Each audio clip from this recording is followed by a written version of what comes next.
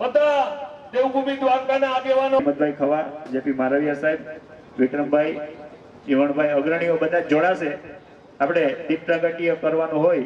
આપણે બધાએ જાણીએ છીએ કે અત્યારે નકલી દૂધ જોઈ છીએ, નકલી દૂધની બનાવટ આપણને જોવા મળે છે. પણ આ ભારતીય જનતા પાર્ટીના શાસનમાં નકલી ટોલ નાકા જોવા મળે, નકલી કચેરી જોવા મળે, નકલી શાળાઓ જોવા મળે. અને હમણાં જુનાગઢની અંદરથી ભારતીય જનતા પાર્ટીના એક ધારાસભ્ય પણ નકલી જોવા મળ્યા હતા. આવી પરિસ્થિતિનું નિર્માણ ભારતીય જનતા પાર્ટીના રાજમાં થઈ રહ્યું છે. આરોગ્યલક્ષી વાત કરીએ તો આરોગ્યની અંદર પૂરા દવાખાના, હોસ્પિટલો નથી, હોસ્પિટલોમાં સારા ડોક્ટરો નથી અને સાધન સામગ્રી પણ નથી. આપણને બધાને ખબર છે કોરોનાની અંદર આપણને કઈ પરિસ્થિતિનું નિર્માણ થયું. સમયસર આપણને જે ખાટલા મળવા જોઈએ, બાટલા મળવા જોઈએ, રેમડેસિવિર જેવા ઇન્જેક્શન મળવા જોઈએ, જે મળ્યા નથી. આવી અનેક પ્રકારની સમસ્યાઓ આપણી ઉપર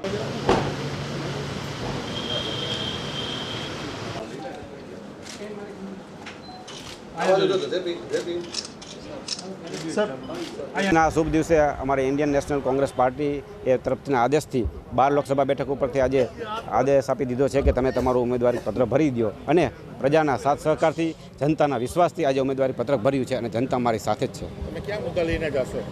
આજે ગરીબી, બેકારી, મોંઘવારી, બેરોજગારી, ભ્રષ્ટાચારના અનેક મુદ્દાઓ છે. કિસાનોના મુદ્દા છે, શિક્ષણના મુદ્દા છે, આરોગ્યલક્ષી મુદ્દાઓ છે કે જે આરોગ્યમાં જે પૂરા ડૉક્ટરો નથી, પૂરી સાધન સામગ્રી નથી, શિક્ષણની વાત કરીએ તો પૂરા શિક્ષકો નથી. આવી અનેક પ્રકારની સમસ્યાઓ છે. આ તમામ મુદ્દાઓ લઈ અમે લોકો સુધી જાશું અને લોકોના છેવાડાના માનવા સુધી જાણ કરી અને મતની અપેક્ષા છે. જીતના વિશ્વાસને લઈને વાત કરીએ તો 100% અમારી જીત છે. પ્રજા અમારી સાથે જ છે અને સાથે જ રહેવાની છે અને અમે લોકોના કામ કરીશું એની પણ ખાતરી આપી છે.